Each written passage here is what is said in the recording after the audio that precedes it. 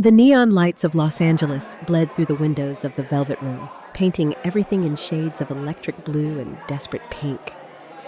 Amara Lewis sat at the bar, her brown fingers wrapped around a martini glass she hadn't touched in 20 minutes. The ice had melted. The olives looked sad. Everything about this night felt wrong. Her date, Marcus, the investment banker her cousin had promised was perfect husband material, had disappeared to the bathroom 30 minutes ago. Through the crowd, Amara could see him pressed against a blonde woman near the back exit, his hands places they definitely shouldn't be. Her stomach twisted, not with jealousy, but with that familiar, bone-deep exhaustion that came from being disappointed by men who should have been better. 24 years old, and Amara was tired. Tired of bad dates. Tired of men who fetishized her skin but wouldn't take her home to meet their mothers. Tired of working double shifts at Mercy General Hospital just to keep her 14-year-old brother Kendrick in the special education program he needed after their parents died. She pulled out her phone, fingers trembling slightly as she typed out a message to her best friend Tasha. "Worst date ever. I think I'm in danger of losing my mind if I don't leave right now. This man really thought I wouldn't notice him making out with someone else while I'm sitting here looking stupid." But Amara's vision was blurred with unshed tears. Her fingers hit the wrong contact. Not Tasha Williams, but someone listed as T. Wilson, a number she'd gotten from a networking event 3 months ago and never deleted. She hit send. The message disappeared into the digital void. Amara drained her martini in one bitter gulp, signaled the bartender for another, and tried to convince herself that crying in a club bathroom was beneath her dignity. Her phone buzzed. 3 minutes. That's all it took. It's unknown. "Where are you?" Amara stared at the screen, confusion cutting through her misery. The number wasn't Tasha's. Her heart kicked against her ribs. She typed quickly. "Sorry, wrong number. My bad." The response came immediately. "Unknown. Are you hurt?" Something about the question made her pause. Not, "Who is this?" Not, "Don't text me again." Just concern, immediate and direct. Her fingers hovered over the keyboard. She should ignore it. Should block the number and pretend this never happened. Instead, she found herself typing the truth. "A little scared. Not physically, just emotionally. Long story. Sorry to bother you." 3 seconds of silence. Then, unknown.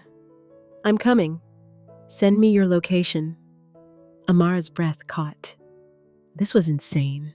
This was how horror movies started. Naive women giving their locations to strange men who could be serial killers or worse. But something in those 2 words, "I'm coming," made her feel safer than she had in months. Before she could talk herself out of it, she dropped her location pin. The Velvet Room, downtown Los Angeles, 11:47 p.m. 15 minutes later, the energy in the club shifted.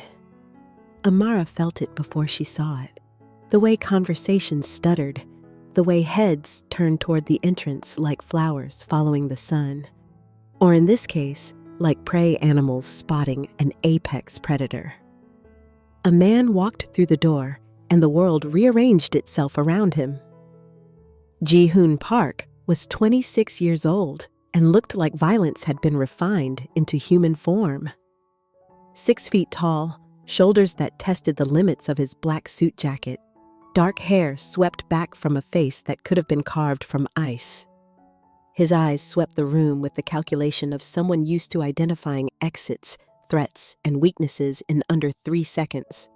Those eyes found Amara. The air left her lungs. He moved through the crowd like Moses parting the Red Sea. People simply stepped aside without being asked, responding to something primal they couldn't articulate. When he reached her, he didn't smile, didn't introduce himself. just looked at her with an intensity that made her skin prickle. "You texted me," he said. His voice was low, accented, deadly calm. Amara's mouth went dry. Up close, he was even more devastating. Sharp jawline, lips that looked cruel until you noticed the small scar at the corner of his mouth that suggested he'd survived things that would have killed softer men. He smelled like expensive cologne and something darker, gunpowder maybe, or the particular scent of danger. "I didn't mean to," she stammered. "I was trying to text my friend. Wrong number." "Doesn't matter." His eyes swept over her, checking for injuries with clinical efficiency. "You're not alone now." Before she could process that statement, Marcus appeared beside her, bourbon brave and stupid. The blonde was gone, and he'd apparently remembered he'd arrived with a date. "Baby, where'd you go?" Marcus reached for Amara's waist. "I've been looking everywhere for—" His hand never made contact. Ji-hoon moved faster than physics should have allowed. His hand closed around Marcus's wrist, applying pressure that made the other man's face contort with pain. "She texted that she was in danger," Ji-hoon said softly, each word precisely enunciated. "Were you the danger?" "Who the fuck are you?"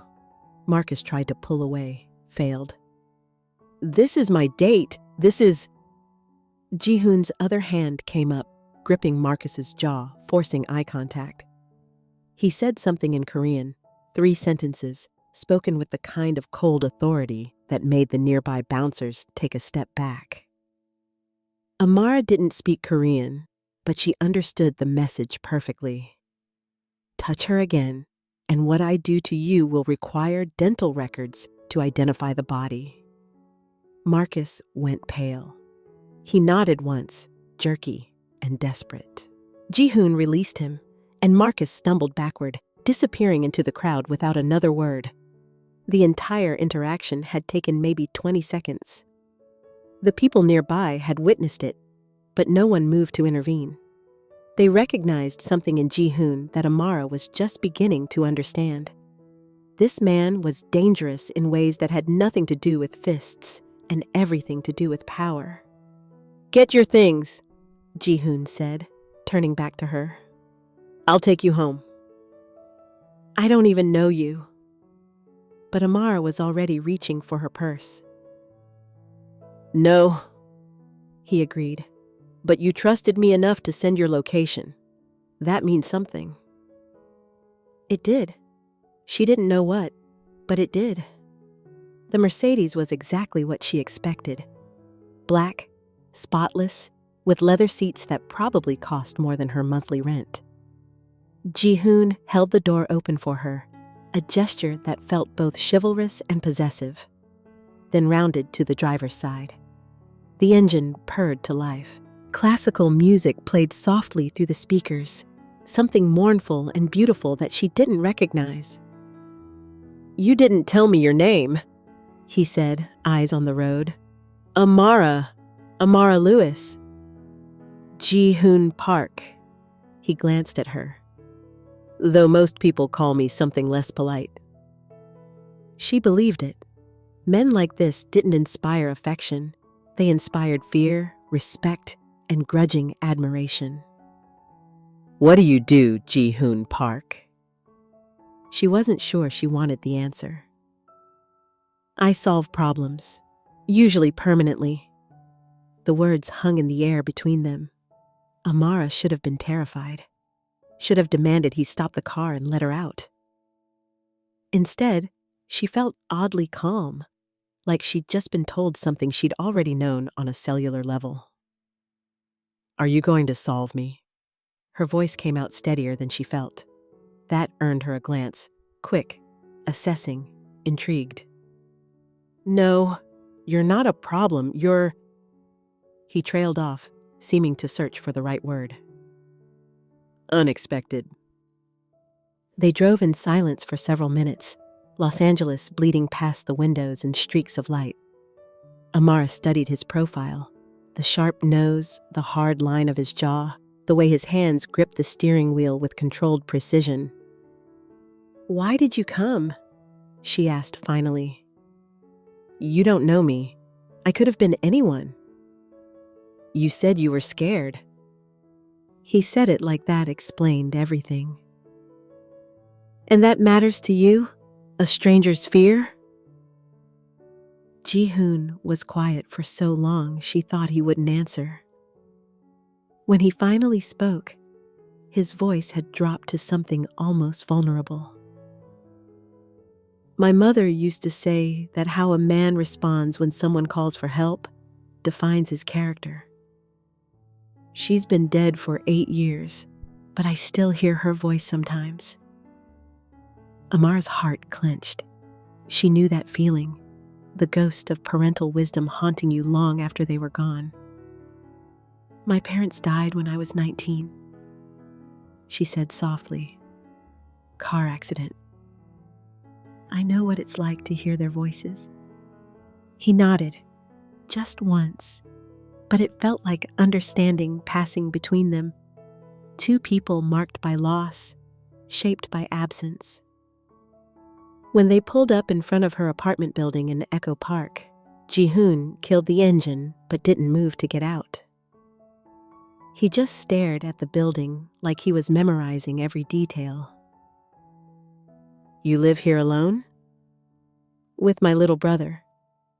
Kendrick. He's 14, deaf since birth. Our grandmother raised us after our parents died, but she passed 6 months ago." "You're 24 and raising a disabled teenager while working." He paused, eyes dropping to her hospital badge still clipped to her purse. "As a nurse?" "Nursing assistant. Can't afford to finish my degree yet.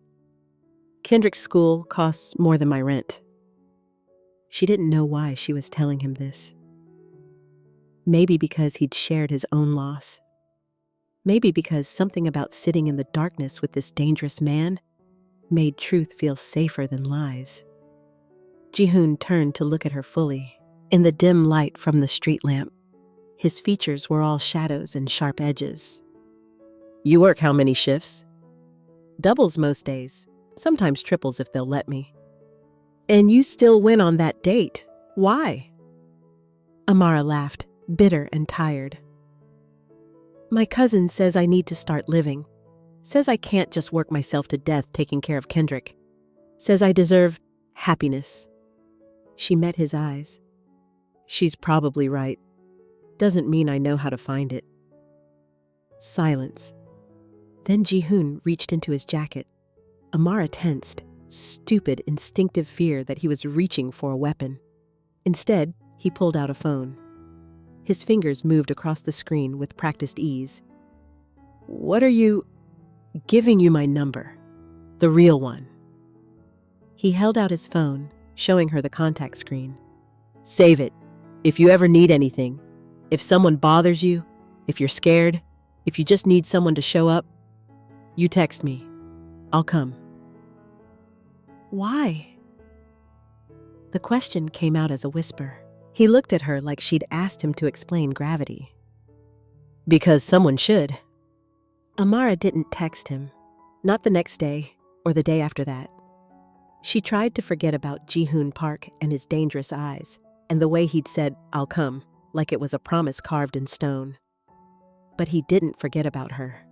It started small. Her morning coffee at the hospital cafe was suddenly already paid for when she tried to order. The barista wouldn't tell her who, just smiled mysteriously and handed over her latte. Then her car, a 15-year-old Honda with a temperamental engine, was returned from the shop with a note saying all repairs had been covered by an anonymous benefactor. $800 worth of work. Just done. Amara knew. She didn't know how she knew, but she did. On the 5th day, she finally texted him. "You need to stop." His response came immediately. "Ji-hoon, stop what?" "You know what? The coffee." "My car. I don't need a sugar daddy, Ji-hoon. Good. I'm not offering to be one. I'm offering to make your life easier. Why? Ji-hoon. Because I can. Because you work 16-hour shifts to take care of your brother. Because someone should. That phrase again. Someone should. Like it was the most obvious thing in the world. I don't accept charity, Ji-hoon. Not charity. Mutual benefit.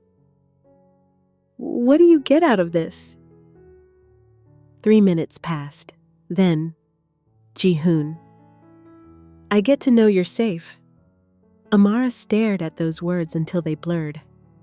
This man, this stranger who'd appeared in her life because of a misdirected text, was systematically removing obstacles from her path.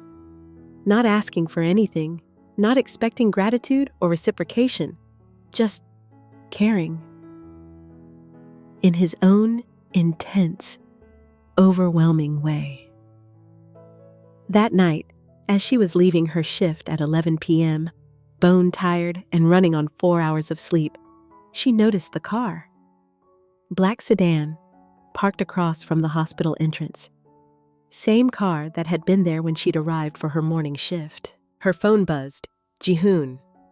Get home safe. She looked up at the car. Through the tinted windows, she could just make out a silhouette. He'd been here all day, watching, protecting. You've been here for 16 hours? Ji-hoon. I have people who take shifts. You're covered 24/7. That's insane. Ji-hoon. That's thorough. This is too much. I barely know you. Ji-hoon. You will. And she did. Over the next 3 weeks, Ji-hoon Park infiltrated her life with surgical precision. Not intrusively. He never showed up uninvited, never pushed for more than she was willing to give. But he was always there. A presence she felt even when she couldn't see him. He texted her every morning. How did you sleep? Every night. Get home safe.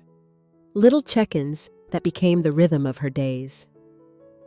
When her landlord tried to raise her rent by $300, the problem mysteriously disappeared. When a drunk patient at the hospital grabbed her ass and threatened her, security removed him so quickly she didn't even have time to file a report. When Kendrick's school sent a letter saying they were behind on payments, the balance was suddenly cleared. Ji-hoon never took credit, never asked for acknowledgement. But Amara knew. She always knew. You need to let me repay you. She texted him one night, frustrated and grateful in equal measure. Ji-hoon. No. I'm serious. I don't like feeling indebted. Ji-hoon. You're not indebted. You're protected. There's a difference. What's the difference?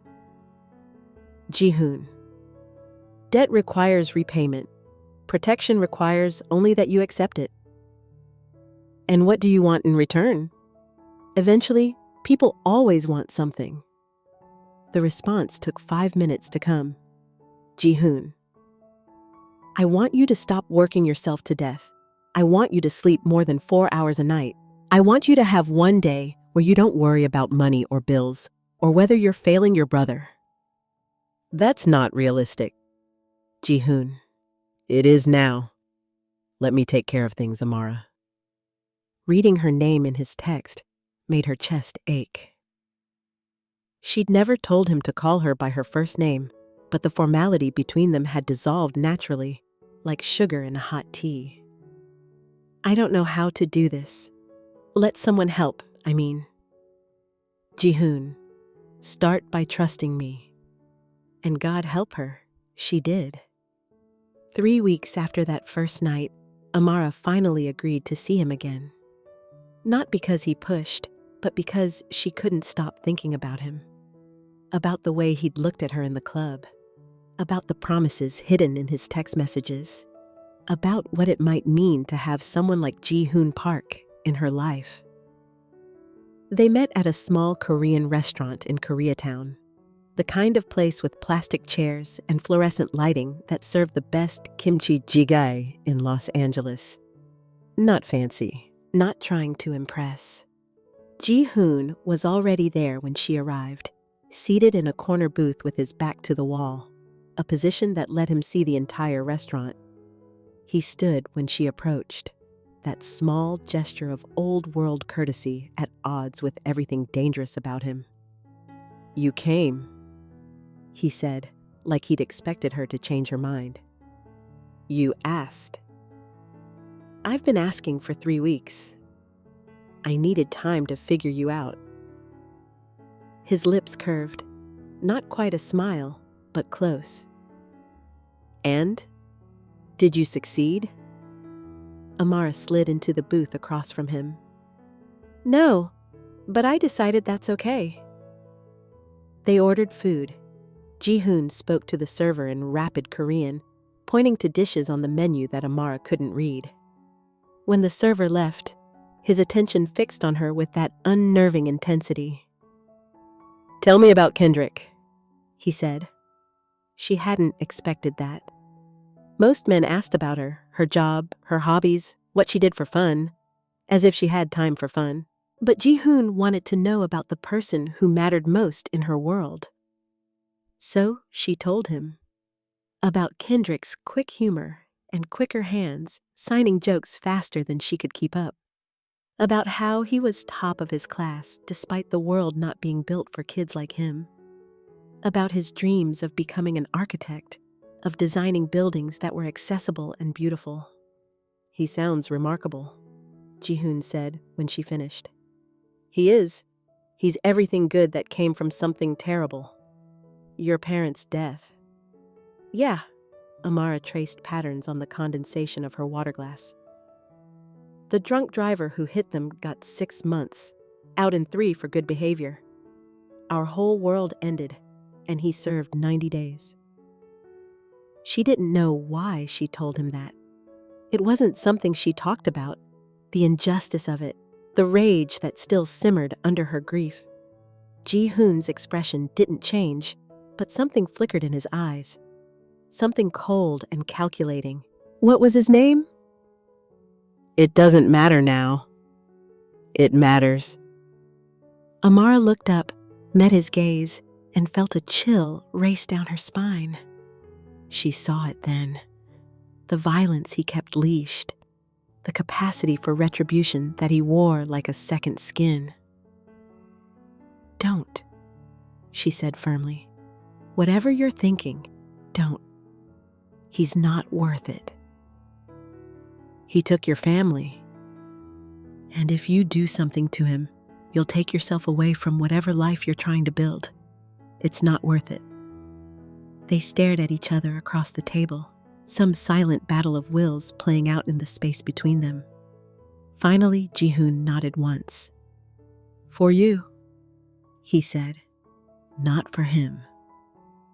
The food arrived, steaming bowls of stew, perfectly grilled meat, an array of banchan that covered the table. Ji-hoon served her first, placing the best pieces of meat on her rice, filling her soup bowl. "You don't have to take care of me," Amara said, but she didn't stop him. "I know. I want to." They ate in comfortable silence for a while. Amara had expected this to be awkward. Dinner with a man who'd inserted himself into her life through a mistaken text message. Instead, it felt natural, easy, like they'd been doing this for years rather than weeks. "What do you actually do?" she asked finally.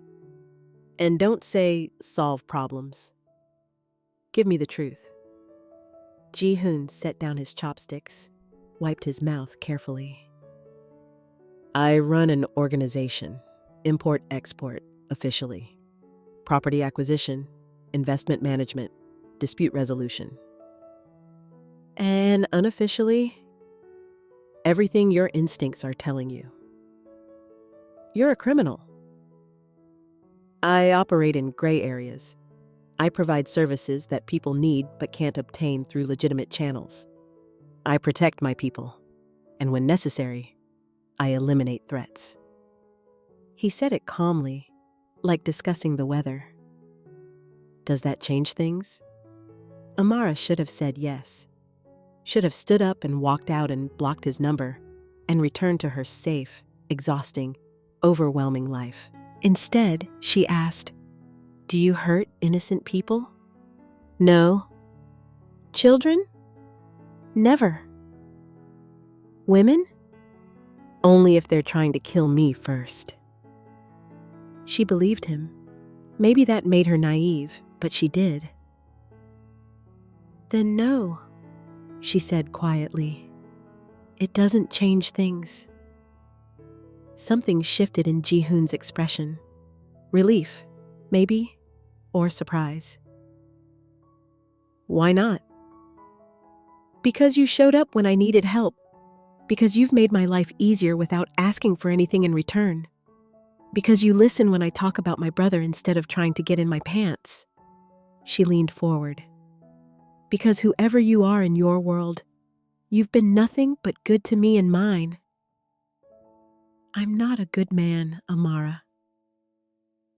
"Maybe not, but you've done good things. For me. For Kendrick. That has to count for something." They finished dinner. Ji-hoon paid over her protests, then walked her to her car. The night air was cool, smelling of rain and Korean barbecue and car exhaust. "I want to see you again," he said as they stood beside her Honda. "Not as your protector. As what?" He struggled with the words, this man who always seemed so certain. "As someone who cares about you." Amara's heart hammered against her ribs. "You barely know me." "I know you work yourself to exhaustion for your brother. I know you're too proud to accept help even when you need it. I know you cry in your car after bad shifts because you don't want Kendrick to see.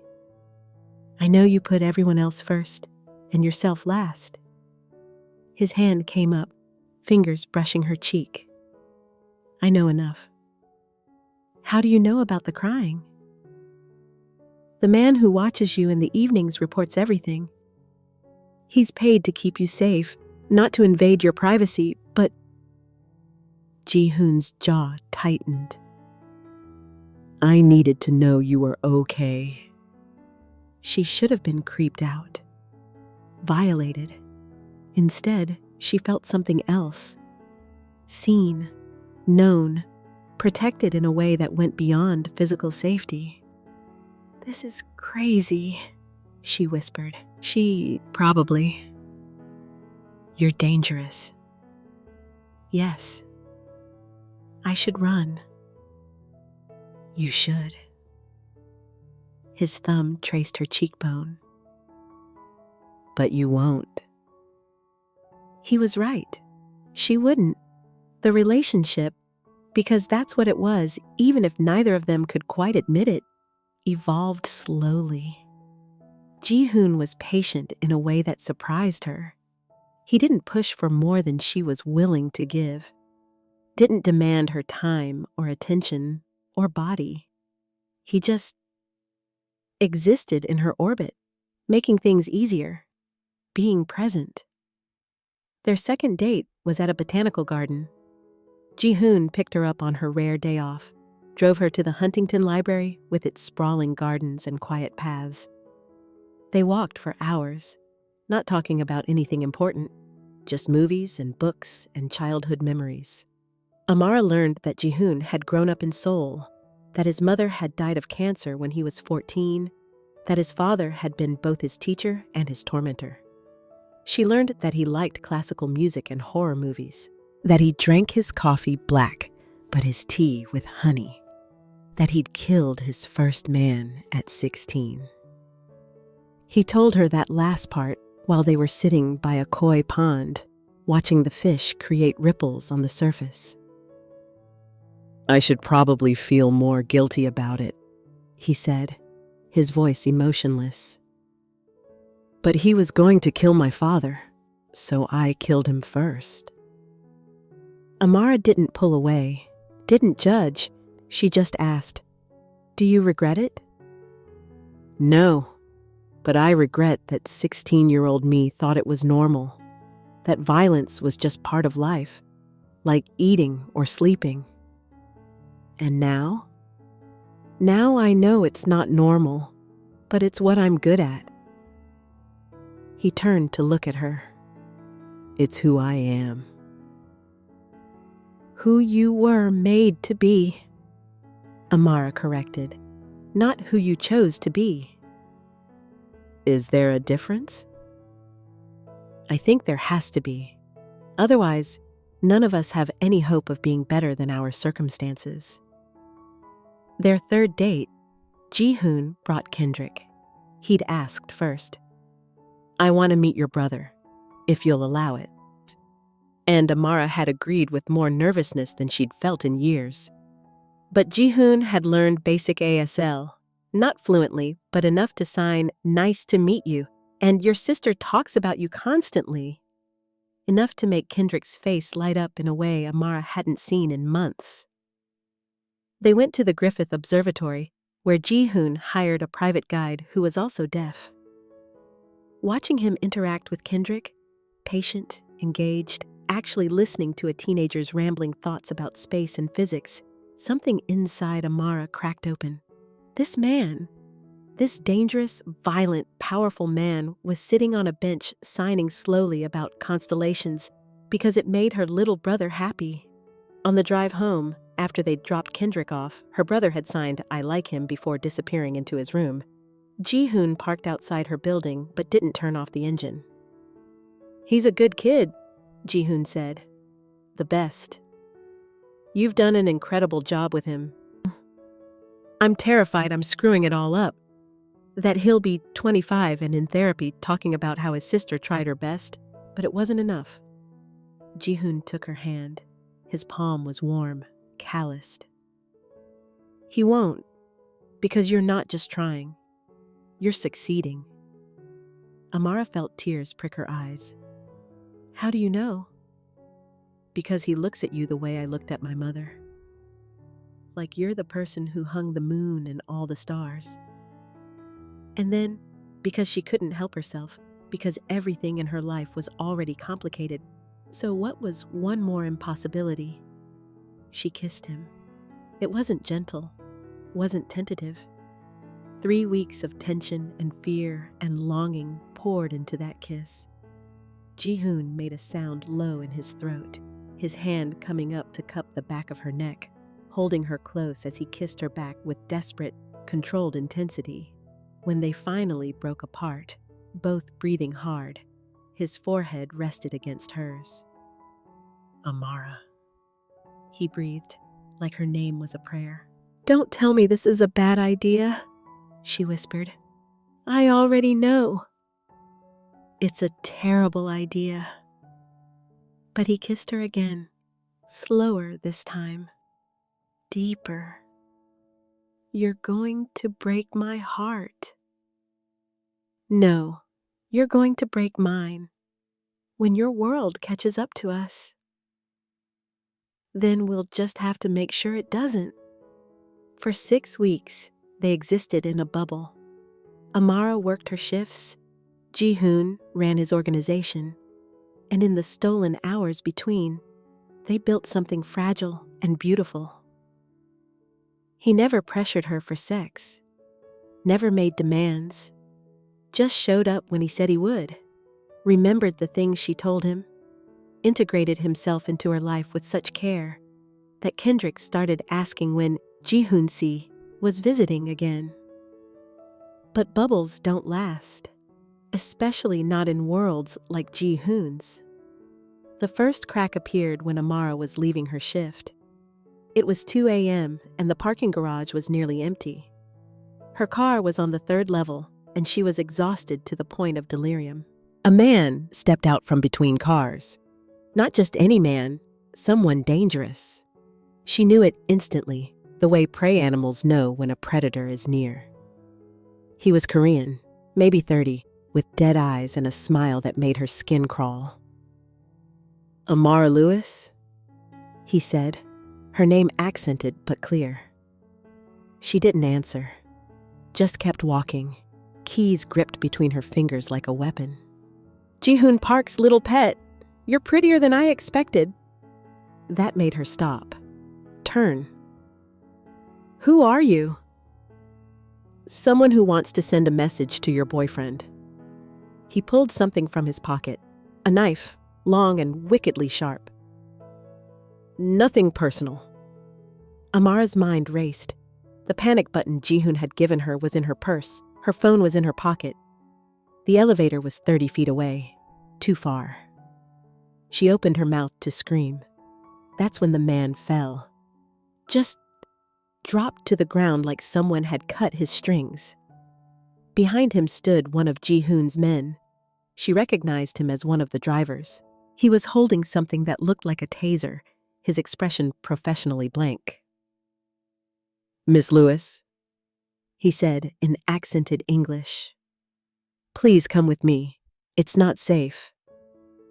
Amara's legs felt like water, but she let him guide her to a different car. A black SUV that was definitely not her Honda. They drove in silence, her heart still hammering, until they pulled up to a building she'd never seen before. Ji-hoon was waiting in the lobby. The second he saw her, something in his controlled expression shattered. He crossed to her in 3 strides, hands coming up to frame her face, eyes scanning her for injuries.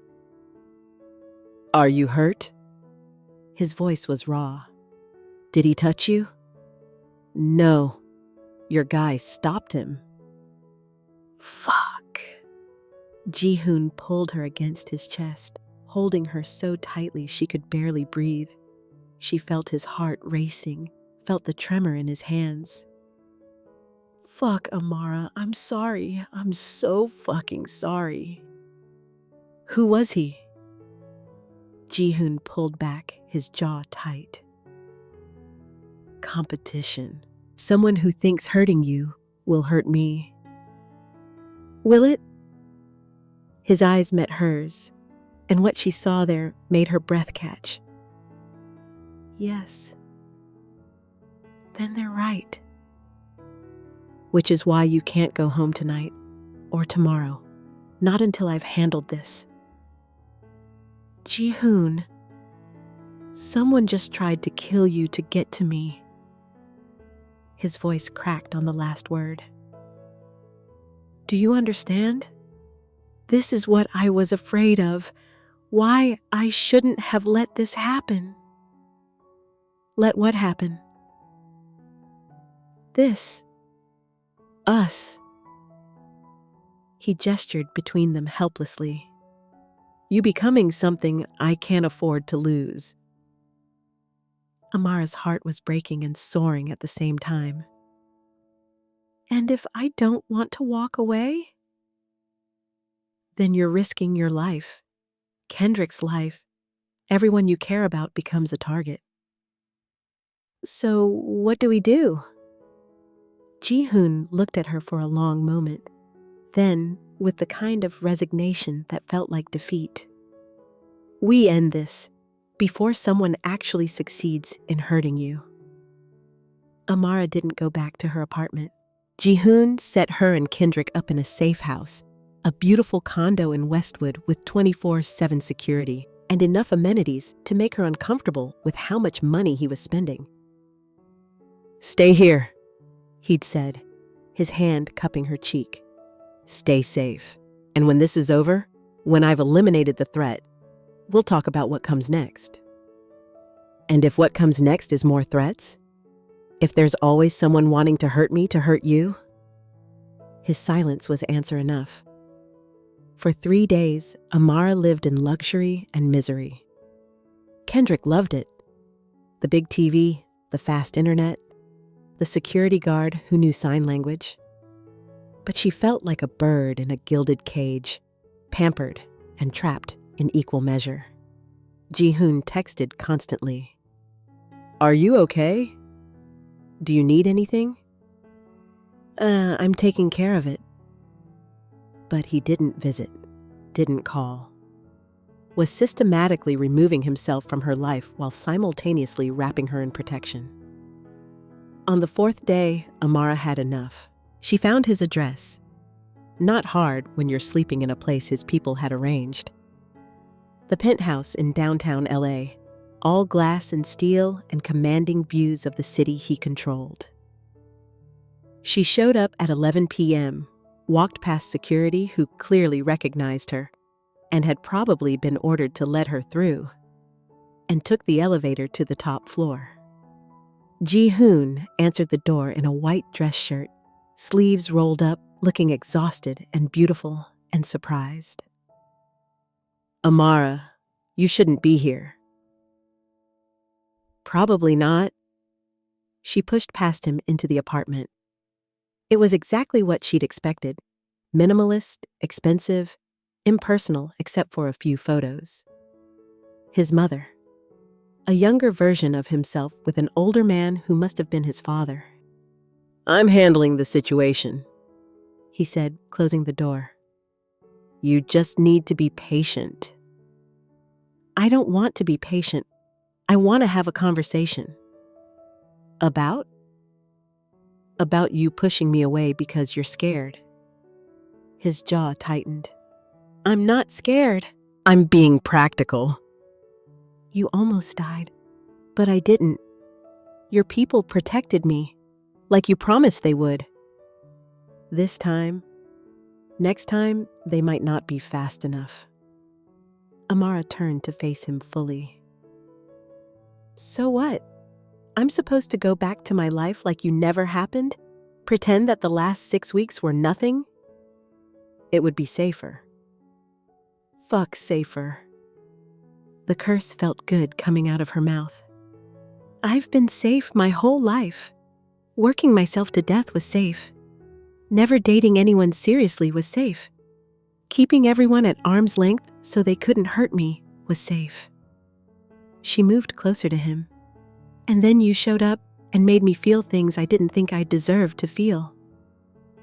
"Amara, I love you." The words came out fierce, certain. "I don't know when it happened. Maybe that first night when you said I'm coming. Maybe when you learned sign language for Kendrick. Maybe when you kissed me and looked at me like I was something precious." She pressed her hand to his chest, feeling his heart racing. "But I love you, Ji-hoon Park. And if that means I'm a target, then so be it. At least I'll be a target who got to love someone extraordinary." He stared at her, expression shifting through shock and pain and something that looked like hope. "You can't mean that." "I've never meant anything more." "I'm not good enough for you." "Let me decide that." "I could get you killed." "You could get hit by a bus tomorrow. Should I stop riding buses?" She laughed, slightly manic. "Life is dangerous, Ji-hoon. Love is dangerous. But I'd rather have you and the danger than safety without you." For a moment, he just stood there, warring with himself. Then something in him broke. He closed the distance between them, hands tangling in her hair as he kissed her with desperation and devotion and something that tasted like surrender. "I love you," he gasped against her mouth. "God, Amara, I love you so much, it terrifies me." "Good. Be terrified. We'll be terrified together." That night, they made love for the first time. Not frantically, not urgently, but with the slow, devastating tenderness of two people who'd been fighting this for too long. Afterward, wrapped in his sheets with the city glittering below them, Ji-hoon traced patterns on her bare shoulder. "I'm going to have to burn my entire world down to keep you safe," he said quietly. "What does that mean?" "It means eliminating everyone who sees you as a weakness. It means making it clear that touching you is a death sentence. It means..." He paused. "It means fully integrating you into my life, making you officially mine so that anyone who hurts you is declaring war on my entire organization. That sounds violent. It will be. Amara should have been horrified. Instead, she just kissed his jaw. Then I'll try not to watch the messy parts. You don't have to be okay with what I am. I know, but I am anyway. The war Ji-hoon waged was brief and brutal. Amara wasn't privy to the details. He kept that part of his world carefully separate from her. But she felt the aftermath, saw it in the tension that gradually left his shoulders, heard it in the coded conversations he had with his men. 5 rival organizations had been trying to move into his territory. All 5 had seen her as an easy way to hurt him. None of them existed anymore. Not wiped out, Ji-hoon was careful to explain, but absorbed. Their leaders either eliminated or brought into his fold under terms that made it clear what happened to people who threatened his family. Family, that's what he'd called her. Not girlfriend, not partner. Family. It's done, he said on a Saturday morning, 3 weeks after that night in his penthouse. They were at the safe house, having breakfast with Kendrick, who was busy signing about his architectural dreams while demolishing a stack of pancakes. Done how? You can go home, back to your apartment, your normal life. You'll still have protection, but it will be less visible, less intrusive. He poured more syrup on Kendrick's plate. You're safe now. Amara set down her coffee. And if I don't want to go back? He looked up, surprised. What?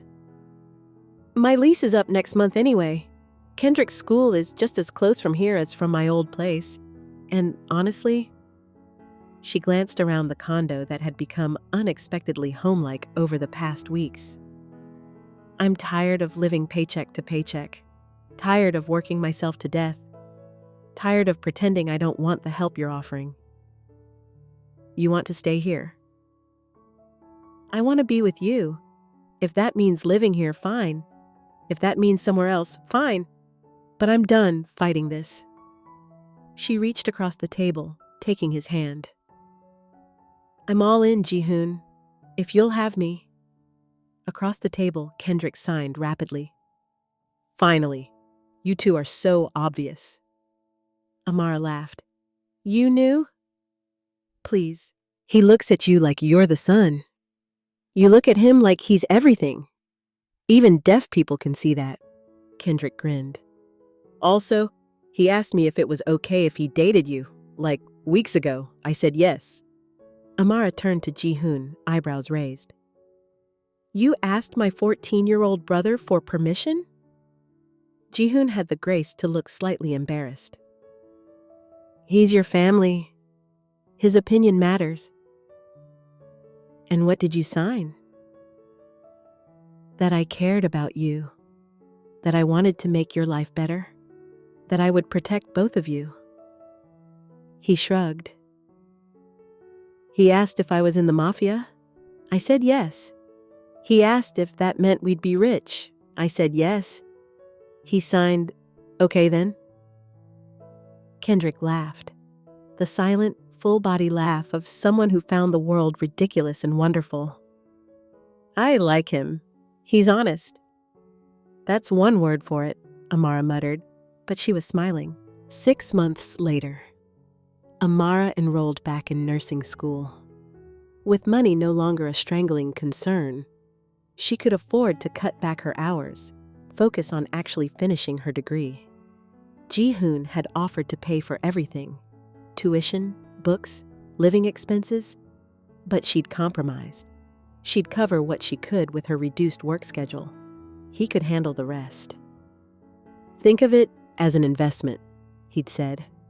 The sooner you're an RN, the sooner you can help more people. Kendrick's school continued, but now Ji-hoon was also funding a scholarship program there. For other kids who need help, he'd explained when Amara found out. Kids like Kendrick whose families can't afford the tuition. You're building a legacy, she'd told him. I'm trying to be someone my mother would have been proud of, even if my methods aren't exactly legal. They live together now, not in the safe house, but in a new place. Somewhere Amara had actually chosen, in a neighborhood she loved. Hancock Park, with tree-lined streets and historic homes. Close to her school, close to Kendrick's program, close to normal life. Except there was nothing normal about her life anymore. Security still followed her, discreetly. Ji-hoon still ran his organization with cold efficiency, but he came home to her now. Cooked her dinner when her shifts ran long, signed with Kendrick about architecture and space, held her at night like she was something precious. They fought sometimes, about his work, about the moral lines he crossed, about her stubborn insistence on maintaining some independence. But they always came back together, because underneath everything was a foundation neither of them could deny.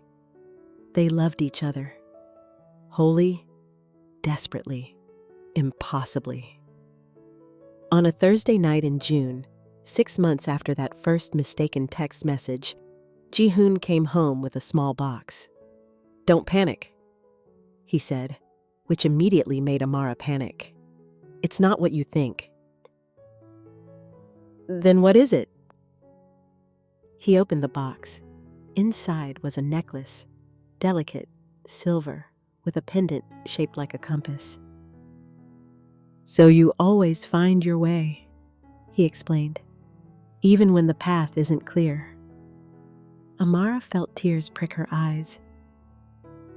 Ji-hoon, I know we can't get married, not legally, not with what I do and who I am, but I wanted you to have something that says you're mine. His hands trembled slightly as he lifted the necklace. If you want to be. I texted the wrong number 6 months ago, Amara said, turning so he could fasten the clasp. Best mistake I ever made. Funny, I was thinking the same thing. He kissed the nape of her neck, his arms wrapping around her from behind. In the window's reflection, they looked like any normal couple. Her in scrubs from her shift, him in the expensive casual clothes he wore when he wasn't playing mob boss. Just two people who'd found each other against impossible odds. I love you, he murmured against her hair. I know. You told me the night we met. No, I said I'm coming. That's different. Amara turned in his arms. Is it though? You've been coming for me ever since, showing up when I need you, protecting me, choosing me. Always. He kissed her forehead. I'll always come for you. 1 year later, the call came at 3 a.m., when calls always seem to come in their world. Amara woke to Ji-hoon sitting on the edge of the bed, phone pressed to his ear, speaking rapid Korean. His voice was cold, controlled, his business voice. She'd learned to recognize the different versions of him. The soft one he used with her and Kendrick, the professional one for his organization, the deadly one for his enemies. This was somewhere between the last two. He hung up, sat in silence for a moment. What happened? Amara asked, sitting up. Juno, my half-brother. He's been operating in Seattle, building a rival organization. Ji-hoon's jaw was tight. He just made a move against my territory, killed 3 of my people. What are you going to do? What I always do. Handle it. He turned to look at her, and his expression softened. I'm sorry. I know you hate this part. I don't hate it. I hate that it's necessary. She reached for his hand. How long will you be gone? Few days, maybe a week. He pulled her close. You'll be protected. Junseo will coordinate your security. Kendrick's school is covered. You won't even know I'm gone. I always know when you're gone. That earned her a small smile. I'll come back. I always do. Promise? Promise. And he did. 5 days later, Ji-hoon returned. He looked exhausted, with a new scar on his arm that he wouldn't explain, but he was home. Amara patched him up, her nursing training finally useful for more than hospital work, and didn't ask about the details. She'd learned that some parts of his world were better left unexamined. That night, as they lay in bed, Ji-hoon's hand resting on her stomach, he said quietly, I'm thinking of going legitimate. Not entirely, but more legal operations. Less violence. Why? Because I want a future with you. A real one. And that's hard to build when I'm constantly at war. He kissed her shoulder. I want to marry you. Actually marry you, not just give you jewelry and call you mine. I want... He paused. I want a family, if that's something you'd want too. Amara's heart squeezed. They'd never talked about this. Marriage, children, forever. It had always felt too dangerous to hope for. I want that too, she whispered. All of it. It won't be easy, transitioning away from this life, from who I've been. When has anything about us been easy? He laughed, the sound rumbling through his chest. Fair point. They fell asleep like that, tangled together, planning impossible futures that somehow felt within reach. 2 years after that first mistaken text message, Amara Lewis became Amara Park. The wedding was small, just Kendrick, a few of Ji-hoon's most trusted people, and Tasha, who still couldn't believe her best friend had accidentally texted a mafia boss and ended up married to him. Ji-hoon had proposed properly 3 months earlier, with a ring and a speech about how she'd saved him in ways he hadn't known he needed saving. Amar had cried, said yes, and then laughed because who would believe this story? No one, Ji-hoon had said, kissing her tears away. Which is why it's ours. The wedding was at sunset, overlooking the ocean. Amar wore a simple white dress. Ji-hoon wore a suit that probably cost more than most weddings. Kendrick signed the ceremony for his sister, translating vows that made everyone cry. I promise to always come when you call, Ji-hoon said, his voice steady, but his hands trembling as he held hers. I promise to protect you, honor you, love you until my last breath. You saved me, Amara. The least I can do is spend the rest of my life trying to deserve you. I promise to be your home, Amara replied. Your peace when the world is chaos. Your light when everything feels dark. You didn't have to deserve me, Ji-hoon. You just had to show up, and you always have.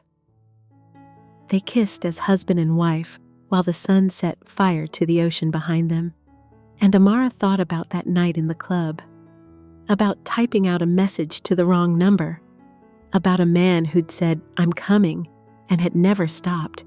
Best mistake she'd ever made. Later, at the small reception, Tasha pulled Amara aside. Girl, she said, gesturing to Ji-hoon, who was teaching Kendrick something in Korean. You texted a mafia boss by accident and ended up living a romance novel. Amara laughed. I know, it's insane. It's perfect. Tasha hugged her. You deserve this. You deserve someone who shows up. And he did. Every day. In every way that mattered. 3 months later, Amara finished nursing school. Ji-hoon was in the front row at her graduation, cheering louder than anyone else. Kendrick beside him signing, "That's my sister," to anyone who would look. 6 months after that, Ji-hoon officially transitioned most of his operations to legitimate businesses. Real estate, import-export that was actually legal, investment firms. He still had connections to his old world. You didn't leave that life completely, but the violence decreased. The threats became rare. And a year after their wedding, Amara discovered she was pregnant. She told Ji-hoon on a Sunday morning, just handed him the test while he was making coffee. He stared at it for a full minute, not moving, barely breathing. Then he set down his coffee, pulled her into his arms, and whispered against her hair, "Thank you. Thank you for choosing me, for giving me this." "We're going to be terrible at this," Amara said, laughing through tears. "Probably. But we'll be terrible together." Their daughter was born on a Wednesday in March. 7 pounds, 3 ounces, with her father's dark eyes and her mother's stubborn chin. They named her Sophia, after Ji-hoon's mother. And when Ji-hoon held his daughter for the first time, tears streaming down his face, Amara watched the last of his walls crumble. Watched him transform from the cold, dangerous man who'd answered a mistaken text message into someone softer. Someone who'd found redemption in the most unlikely places. "I love you," he said, looking up at Amara with wonder in his eyes. "Both of you. My whole world. We love you too. Always. Always." That's what they'd promised each other. What they'd built from a simple mistake and 3 words. "I'm coming." And he had. He'd kept coming, kept showing up, kept choosing her every single day. Best wrong number in the history of wrong numbers.